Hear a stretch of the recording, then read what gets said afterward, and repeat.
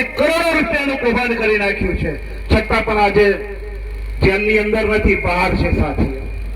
આપણે આ ભ્રષ્ટાચારને દૂર કરવા માટે આ અન્યાયની જે લડત લડી રહ્યા છે એમાં આપણે આમ આદમી પાર્ટી સિવાય બીજું કોઈ વિકલ્પ નથી. આમ આદમી પાર્ટી નાનામાં નાના કાર્યકરથી શરૂઆત થયેલી છે. એક નાના એવા આંદોલનમાંથી ઉભી થયેલી પાર્ટી છે. એટલા માટે આપણે આમ આદમી પાર્ટીને સ્વીકારી છે અને તમને પણ ખાસ કહેવાનું છે કે આમ આદમી પાર્ટી છેવાડાના માણસોને ટિકિટ આપી છે. આપી છે કે નહીં આપી છે ને? અને ભારતીય જનતા પાર્ટીની અંદર તમે જોજો ટિકિટ કોને આપે. એક નાની એવી ટિકિટમાં અત્યારે જ તાજેતરમાં જ આપણે કવાંટ તાલુકા પંચાયતની અંદર એક સીટ માટે ખૂબ મોટી બબાલ થયેલી.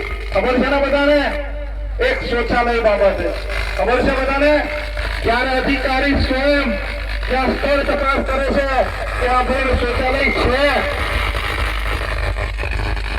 આ ભાઈનું શૌચાલય છે. આમ આદમી પાર્ટીની સભાની અંદર આમ આદમી પાર્ટીના વિચારધારાને વરીને અહીંયા તમે આજે ઉપસ્થિત છો એવા સૌ મારા સાથી ભાઈ બહેનોને પણ હું નમસ્કાર કરું છું, વંદન કરું છું. જય જવાન. સાથીઓ, આવનારો સમય આપણા માટે ખૂબ અગત્યનો છે. કેમ કે ભારતીય જનતા પાર્ટીએ ઘણા વર્ષો સુધી શાસન કર્યું. આઝાદીના આટલા વર્ષો વીતી ગયા, છતાં પણ આપણા વિસ્તારને જે સુવિધાઓ મળવી જોઈએ એ સુવિધાઓ આપણને મળી નથી સાથીઓ. આપણા વિસ્તારની અંદર તમે જોયું હશે, હમણાં જ મેં કીધું શિક્ષણનો અભાવ છે. ઘણી બધી શાળાઓની અંદર સારી એવી વ્યવસ્થા નથી. બાળકો માટે જે ભણવાની જે વ્યવસ્થા છે એ પણ આ સરકાર પૂરી પાડવામાં તદ્દન નિષ્ફળ નીવડી છે સાથીઓ.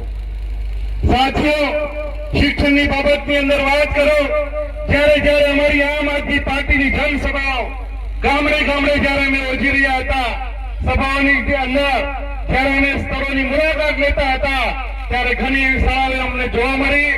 કોઈ વિદ્યાર્થીઓ ઝાડની નીચે અભ્યાસ કરતા હોય, કોઈ પંચાયતના ઓરડા ઉપર બેસીને અભ્યાસ કરતા હોય, કોઈ મંદિરના ઓરડા ઉપર અભ્યાસ કરતા હોય, એવા દ્રશ્યો સાથીઓ અમે જોયા છે સાથીઓ.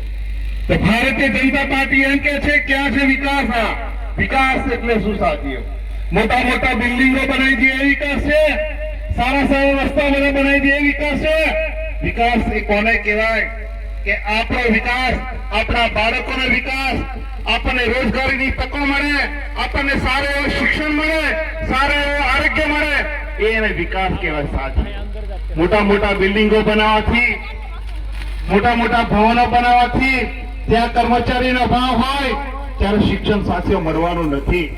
સાથીઓ, આપ સૌ જાણો છો એ પ્રમાણે આપણા ગુજરાતની અંદર ઘણા એવા આપણા ગામડાઓ છે જ્યાં વીજળીની વ્યવસ્થા પણ હજુ પહોંચી નથી, પાણીની પણ વ્યવસ્થા પહોંચી નથી સાથીઓ.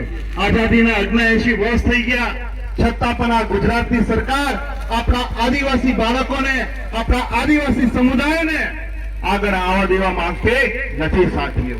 તો સૌ સાથીઓને મારું ખાસ નમ્ર અભિવાદન વિનંતી છે કે આ ભાજપની સરકારને આપણે હટાવવાની છે. હટાવીશું ને? આ જે ઇલેક્શન છે, જયારે વિસાવદરનું ઇલેક્શન થયું ને, એને કયું ઇલેક્શન, કઈ ક્રિકેટ મેચ કીધી હતી ખબર છે તમને? સેમીફાઈનલ કીધી હતી ને, સેમીફાઈનલ. આમ આદમી પાર્ટી ત્યાંની સેમીફાઈનલ જીતી ગઈ. ત્યાં ભારતીય જનતા પાર્ટીએ આમ આદમી પાર્ટીના ગોપાલભાઈ ઇટાલિયાને જીતાડવા માટે હરાવવા માટે જે ઘણા પ્રયત્ન કર્યો ને, આખી એમની સેના, એમનું વહીવટી તંત્ર, એમના નેતા પદાધિકારીઓ, આખું તમામ સરકારી તંત્ર જયારે ગોપાલ ઇટાલિયાને હરાવવા માટે પડ્યું હતું સાથીઓ.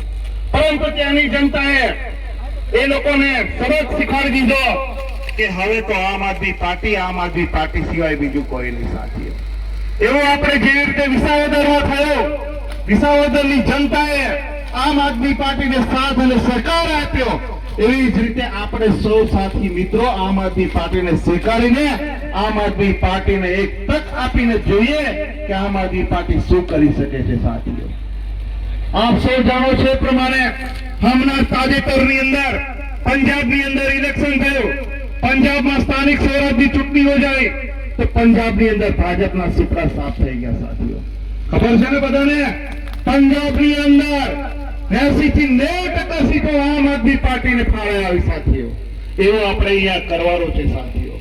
બધું સત્ય છે સાથીઓ કે જેમ ભારતીય જનતા પાર્ટીની જ્યારે સરકાર નથી ને ત્યારે એકમાત્ર સીટ આવતી હતી સાથીઓ. કેટલી?